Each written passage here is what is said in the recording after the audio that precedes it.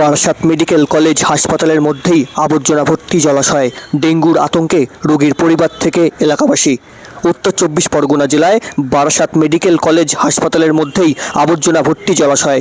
জেলার একাধিক এলাকা থেকে হাজার হাজার রোগী চিকিৎসা করাতে আসে বারাসাত মেডিকেল কলেজ হাসপাতালে, আর সেই হাসপাতালের ভেতরেই আবর্জনা ভর্তি জলাশয়।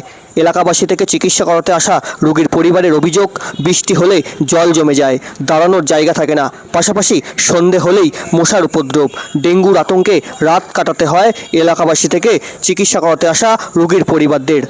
আজ দুপুর 3:30 নাগাদ সাংবাদিকদের মুখোমুখি হয়ে বারাসাত মেডিকেল কলেজ হাসপাতালের MSVP কি বললেন শুনুন।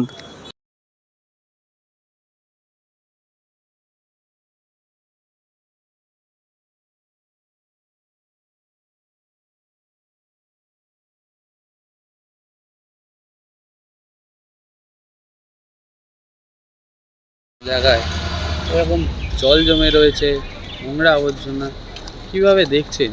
কীভাবে দেখবো? এই হাসপাতালে একদম বিশ্রী কারবার। এখানে মশার জন্য থাকা যায় না, বসা যায় না। সন্ধ্যা হলে তো মশার জন্য এখানে একদম বসা যায় না। এত নোংরা কাজ কারবার, মানে আর বলার কিছু নেই। মমতা নাকি আধুনিক করেছে, কি আধুনিক করেছে ঠাকুর জানে। কোনো ভালো চিকিৎসা নাই, সেবা নাই, কিছু নেই এই হাসপাতালে। বস এমনি আধুনিক করেছে এটা।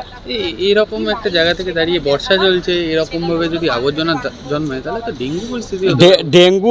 ডেঙ্গু তো এখানে সবসময় ডেঙ্গু রুগী জমাই থাকে। একটু বর্ষা হইলে আর কদিন পরে দেখবে এখানে মশা সবসময় ডেঙ্গু রুগী এখানে হাসপাতালে পড়ে আছে। তাহলে কি হাসপাতাল দেখেও দেখছে না, কি করবে এরা? আমার নাম সঞ্জীব শর্মা। হ্যাঁ, পেশেন্ট ভর্তি আছে।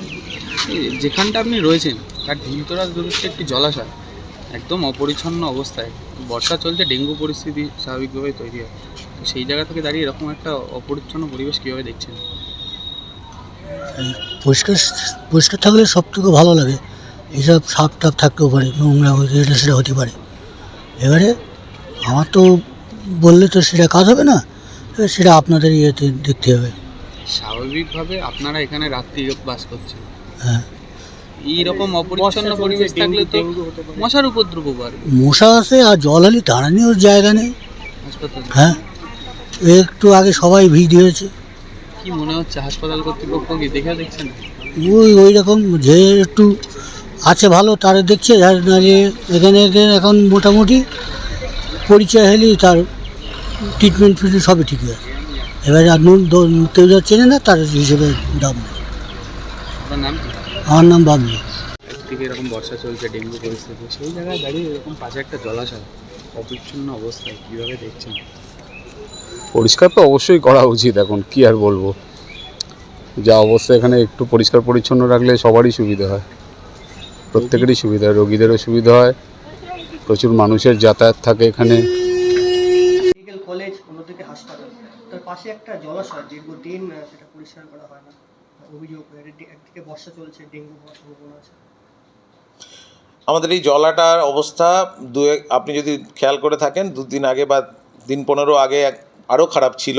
সেটা অলরেডি আমরা কর্পোরেশনের সহায়তায়, মানে বারাসাত মিউনিসিপ্যালিটির সহায়তায়, তাদের যারা স্ক্যাভেঞ্জার আছে তাদের সহায়তায় তার আগাছাগুলো পরিষ্কার করিয়েছি। সেখানে পুরোটাই আগাছায় ভর্তি ছিল, সেটা করে সেখানে কিন্তু অলরেডি এই মশার জন্য যে লার্ভা নিরোধক তেল বা এই জিনিসপত্রগুলো কিন্তু স্প্রে করা হয় বা দেওয়া হয়, যাতে হাসপাতালে বহু মানুষ আসে তাদের থেকে অন্তত যেন এই ডেঙ্গু মহামারীর প্রকোপ যেটা সিজন আসছে তার থেকে আমরা বাঁচাতে পারি। আমরা আগে থেকেই তার ব্যবস্থা নিয়েছি কিন্তু।